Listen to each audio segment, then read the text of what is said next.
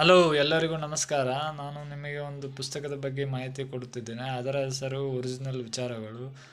ಅದನ್ನು ಬರೆದಿದ್ದವರು ವಿಶ್ವೇಶ್ವರ ಭಟ್ ಅವರು. ಅನುವಾದ ಮಾಡಿದ್ದಾರೆ.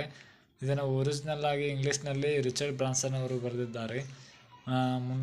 300ಕ್ಕಿಂತ ಹೆಚ್ಚು ಉದ್ಯಮಗಳನ್ನು ನಡೆಸುತ್ತಿರುವ ರಿಚರ್ಡ್ ಬ್ರಾನ್ಸನ್ ಅವರು ಸಾಹಸಿ ಉದ್ಯಮಿ ಹಾಗೂ ಹಲವಾರು ಸಾಹಸಗಳನ್ನು ಮಾಡಿದ್ದಾರೆ. ಇವರು